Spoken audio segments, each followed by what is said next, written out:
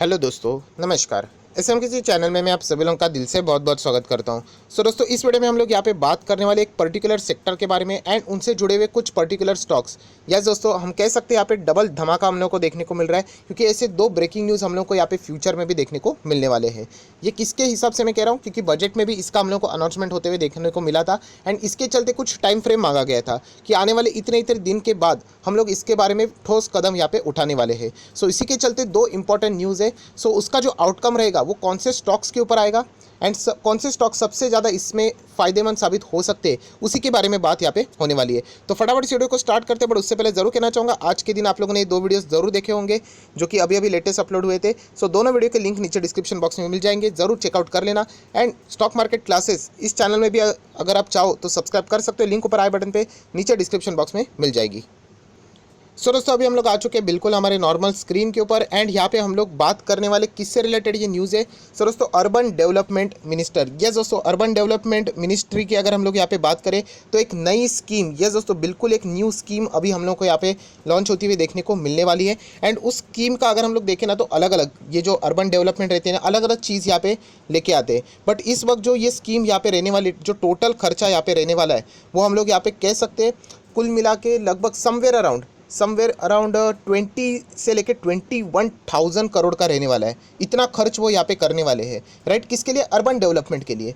यहाँ पे कौन सी चीज़ के ऊपर यहाँ पे वो फोकस करने वाले? मात्र एक चीज़ के ऊपर दोस्तों ये पूरा खर्चा यहाँ पे होने वाला है। एंड इसी के चलते हम लोग यहाँ पे कह सकते हैं कि ये न्यूज़ का फ़ायदा यहाँ पे होने वाला है। उसमें से जैसे मैंने आपको बताया 18,000 करोड़ ये हम लोगों को इससे पहले भी देखने को मिली थी, नवंबर में भी इससे रिलेटेड न्यूज़ सामने आई थी। 18,000 करोड़ की भी अगर हम लोग यहाँ पे बात करें तो लगभग प्रॉपरली उस स्कीम के लिए यहाँ पे यूज़ होने वाली है। एंड उस 18 में से अगर हम लोग यहाँ पे बात करें तो लगभग 15,000 करोड़, वापस ध्यान से सुन लेना, 18 में से लगभग 15,000 करोड़ की अगर हम लोग बात करें तो वो किसके ऊपर खर्च होने वाले? तो दोस्तों वो खर्च होने वाले बसेस के ऊपर। यस दोस्तों, बस के ऊपर यहाँ पे खर्चा होने वाला है डेवलपमेंट के लिए, अर्बन डेवलपमेंट के लिए। मतलब आप समझ सकते हो 15,000 करोड़ तक का खर्चा, मतलब जो भी कंपनियां यहाँ पे बसेस से रिलेटेड काम करती है उनके लिए बहुत ही ज़बरदस्त न्यूज़ हम लोग को देखने को मिल रही है पूरे 18 में से। एंड बचा हुआ जो 3,000 करोड़ अगर आप लोग देखोगे तो बाकी जितने भी जो मोबिलिटी इंफ्रा रहती है ना उसके लिए, मतलब बस स्टॉप्स आप पकड़ सकते हो, उसके इर्द गिर्द जितने भी चीज़ें बसेस से जुड़ी हुई जितने भी चीज़ें यहाँ पे रहेगी उसके लिए वो रिमेनिंग 3,018 में से यूज़ किया जाने वाला है। दोस्तों, हम लोग कह सकते हैं ज़बरदस्त न्यूज़ हम लोगों को ये एक यहाँ पे देखने को मिल चुकी है। एंड जैसे मैंने कहा ये तो हो गई एक न्यूज़। अभी हम लोग आ जाते हैं सेकंड न्यूज़ के ऊपर, जो आप सभी लोग पता है स्क्रैपेज पॉलिसी से रिलेटेड। जैसे कि नितिन गडकरी जी ने भी बोला था कि आने वाले 15 दिनों में हम लोग इससे रिलेटेड चर्चा करेंगे। तो आने वाले इसी मतलब ये और नेक्स्ट हफ्ते में ही हम लोग को स्क्रैपेज पॉलिसी से रिलेटेड यहाँ पे बहुत सारी चीज़ें देखने को मिलने वाली है।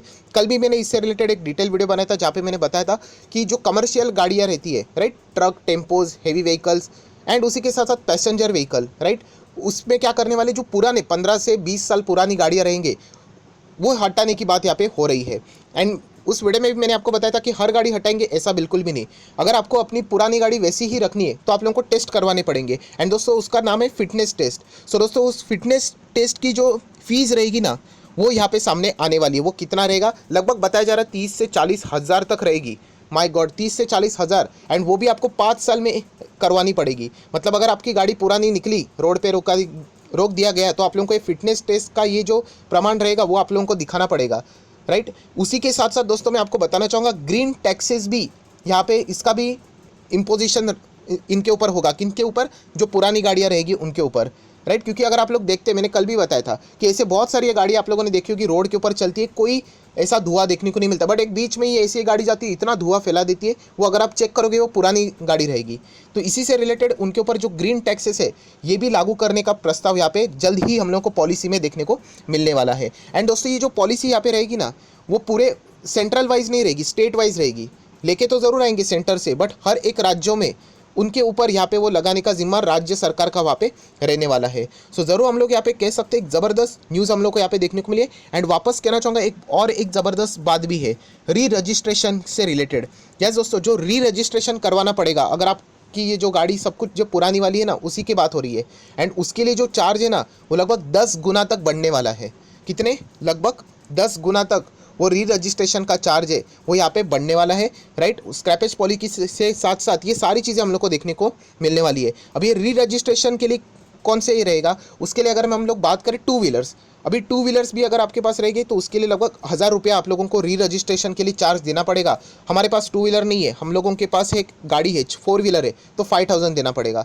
सो ये सारी चीज़ें इफ़ कंडीशन वाली है, क्योंकि जैसे मैंने आपको बताया इसका फाइनल डिसीजन अभी हम लोगों को कुछ ही दिनों में आने वाले हफ्ते में देखने को मिलने वाला है। सो जैसे ही स्क्रैपेज पॉलिसी यहाँ पे अनाउंस हो जाएगी, सो जितने भी ये ऑटो स्टॉक्स है वो हम लोग को और भी रफ्तार पकड़ते हुए देखने को ऑलरेडी वो भाग चुके हैं, बट चेक करना है कि यहाँ पे जो एक्सपेक्टेशन रखा गया है 15 से 20 साल, क्या उसी टाइप का रहता है। अगर 15 से 20 साल नहीं रहेगा तो एक ट्रेडिंग पर्पज़ के लिए वो स्टॉक्स करेक्शन दिखा सकते हैं, राइट। लॉन्ग टर्म में कोई फर्क नहीं पड़ेगा। सो दोस्तों यहाँ पे अगर विन विन सिचुएशन अगर मैं बात करूँ तो कौन से ऑटो स्टॉक के ऊपर रहेगी, क्योंकि ऑटो स्टॉक आप देख सकते हो दोस्तों पूरा का पूरा हरा निशान आपको मैक्सिमम देखने को मिल रहा है सारे ऑटो स्टॉक से।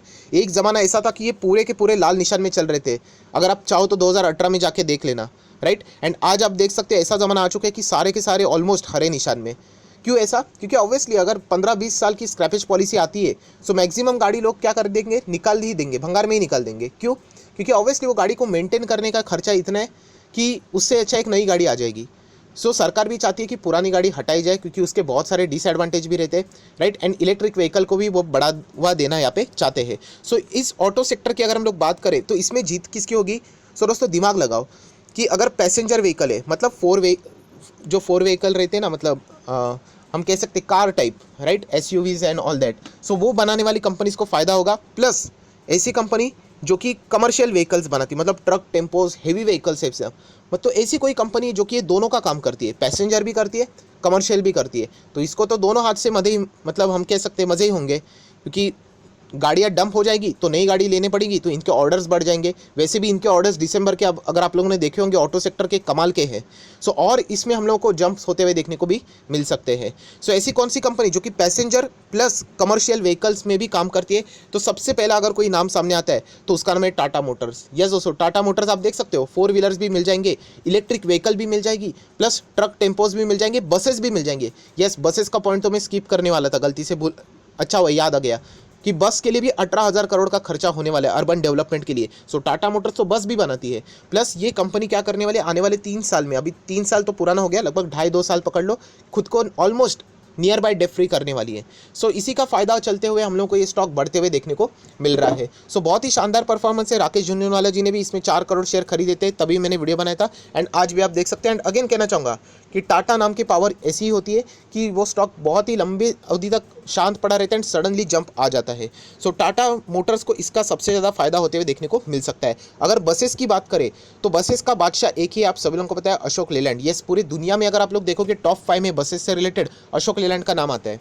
मतलब विदेश से भी कंपनियां, इंग्लैंड से भी इनको ऑर्डर्स मिलते हैं अशोक लेलैंड को, बांग्लादेश से भी ऑर्डर मिले थे, राइट। इलेक्ट्रिक व्हीकल के भी ऑर्डर मिलते हैं अशोक लेलैंड को। सो आप लोग अंदाज़ा लगा सकते हो कि ये स्टॉक इतना क्यों मतलब भाग रहा है। ये देखिए ये जंप क्यों है, इसी के कारण है।